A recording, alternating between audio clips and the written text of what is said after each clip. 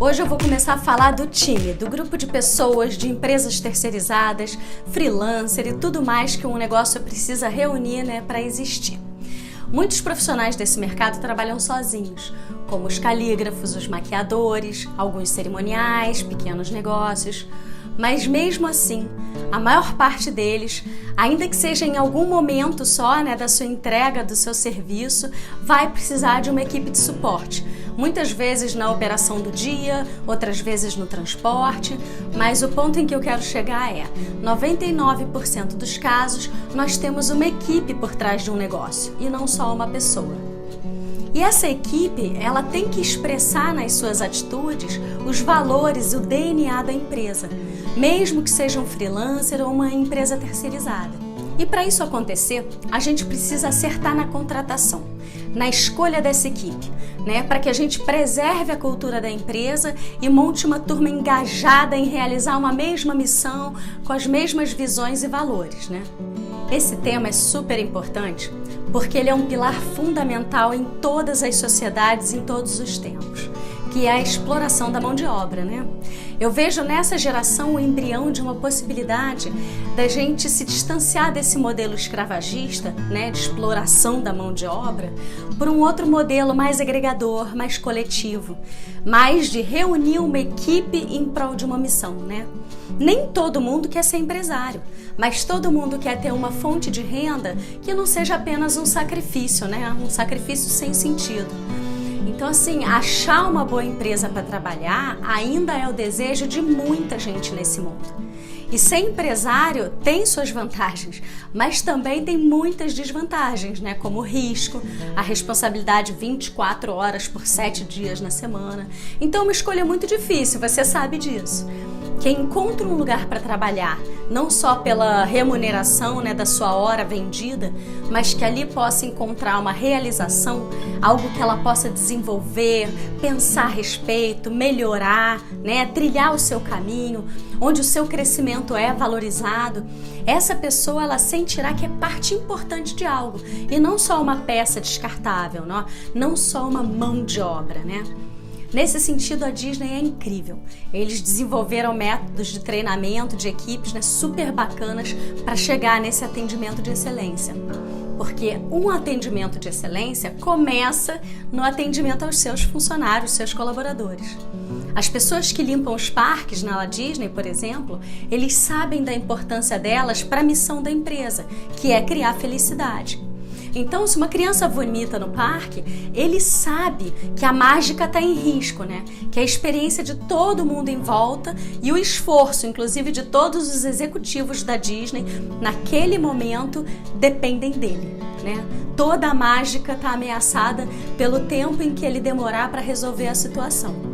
E a importância dele não é só subjetiva, é demonstrada por atitudes concretas da Disney que entrega para ele o melhor material possível, para ele desempenhar essa função com a melhor performance possível e ele escolhe, ele pensa nesse processo, Então tem vezes que eles fazem um verdadeiro showzinho de entretenimento, Eles limpam tudo em segundos com os moips super maneiros e com orgulho.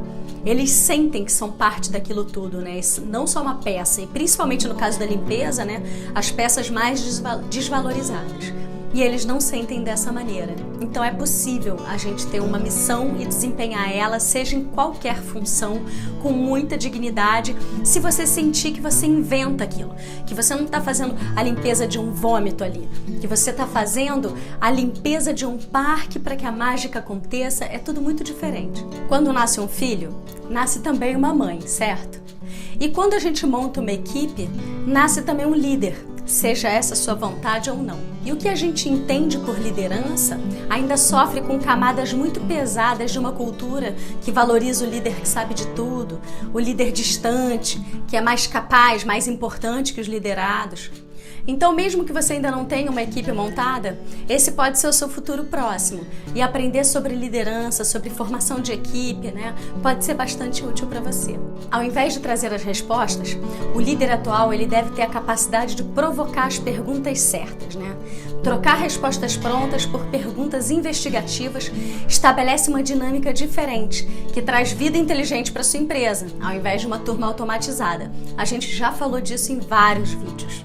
É fascinante verificar como o hábito de fazer perguntas confronta o negócio de forma profunda e estabelece uma cultura do questionamento constante relacionado à preparação para lidar com as mudanças do ambiente. O comportamento do líder deve ser mais fluido, aberto, poroso às necessidades que surgem diariamente no mercado.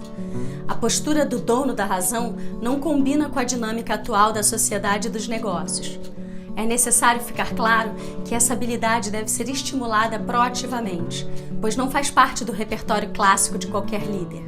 As escolas sempre valorizaram a resposta correta em detrimento da curiosidade, o tradicional modelo do questionário e das provas só para ficar um exemplo. No ambiente empresarial, o indivíduo nunca foi motivado a conviver harmonicamente com perguntas, pois dessa forma transmitiria uma sensação de insegurança. Com isso, ao longo dos anos, as organizações evoluíram como ambientes pouco propícios a tal comportamento, regidos pela égide do conformismo e da falsa estabilidade. A maioria dos colaboradores das empresas se esmeram em realizar suas atividades quase como seres autômatos, no piloto automático. A tendência é que, assim, seja estimulada a economia de energia mental como padrão, o que gera falta de motivação para questionar o status quo. O resultado dessa dinâmica perversa é o emburrecimento generalizado de toda a organização, que ficará acéfala e incapaz de catalisar todas as transformações do ambiente e mutação onde está inserida. Você percebe nesse texto muitas das coisas que a gente já viu até aqui? Enquanto a velha guarda quer uma gestão controladora, né, para gerar estabilidade, o mundo novo pede essa liberdade para a gente aproveitar as novidades que surgem todos os dias. Então, nos próximos vídeos eu vou falar de equipe em 3 esferas: contratação, cultura e procedimentos operacionais padrão, né, que adota o nome fofo de POP. Primeiro, o que vem primeiro, que é a contratação. Quais são as opções de contratação? Será que a gente tem claro os caminhos que a gente pode explorar? Quando devemos terceirizar e quando devemos contratar alguém, né? Como achar a resposta certa para essa pergunta? Como fazer uma boa seleção e montar uma equipe dos sonhos? Se você é como eu, deve ter contratado a maior parte dos seus funcionários através de indicação de um outro amigo ou de um outro funcionário. O que não tem nada de errado e geralmente são ótimas indicações. Mas a tendência é que dessa forma você encontre alguém que se encaixa nas competências necessárias, né, requeridas para essa função, mas que não tem aquela motivação inicial. Ela quer um emprego, ela não quer trabalhar para esse tipo de empresa, né?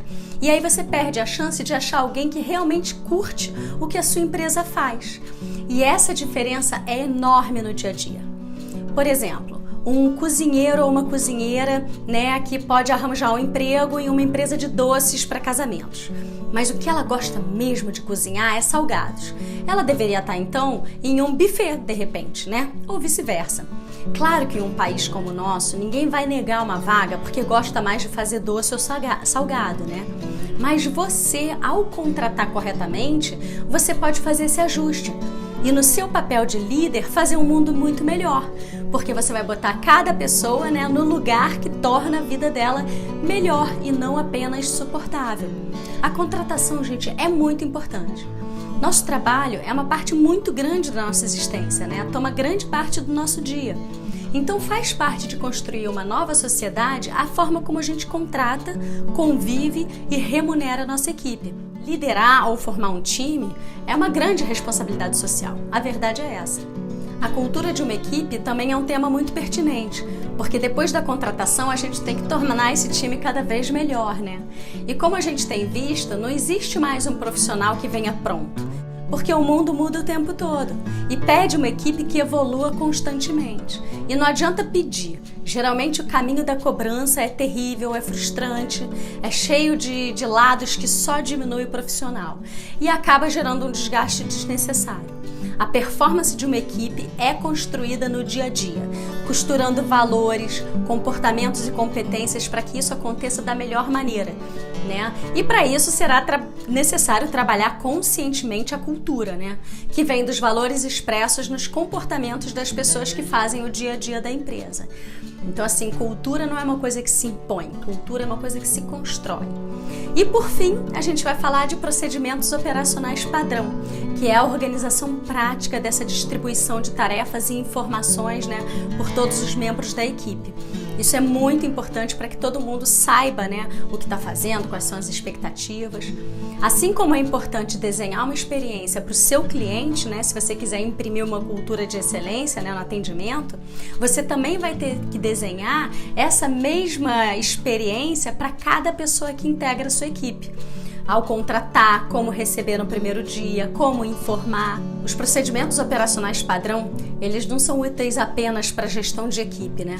Esse último vídeo da série é também bastante pertinente para as empresárias e empresários solitários, que fazem sozinho quase toda a operação. Dessa forma, você vai ter tudo organizado, né, caso precise ser substituído em algum momento. E ajuda a organizar as ideias. Então, para preparar o espírito para os vídeos que vêm a seguir, eu gostaria que essa semana vocês pensassem nas suas últimas contratações. Como foram? Foi na urgência ou você teve tempo de fazer um processo de seleção?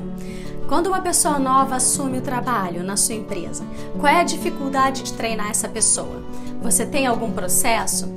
Quando ela entra, ela é treinada pela pessoa que saiu ou você já tem um documento para entregar? Quero que você pense também no impacto de cada indivíduo da equipe na cultura da empresa.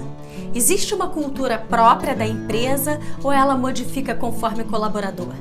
Sua empresa valoriza mais as competências técnicas ou o bom relacionamento? Ou os dois? Pense nesses assuntos que envolvem equipe, inclusive fora do âmbito do trabalho, né? Como acontece nos jogos, nas amizades. Tenta lembrar de uma equipe engajada, né? Como era essa dinâmica? O que faz uma equipe engajada? Uma empresa é uma mini sociedade que você pode influenciar. E como ser uma empresa que, ao invés de contratar pessoas para uma função, monta um time com diversas competências engajados para realizar uma mesma missão? É sobre isso que a gente vai falar nos próximos vídeos. Um beijo e até lá!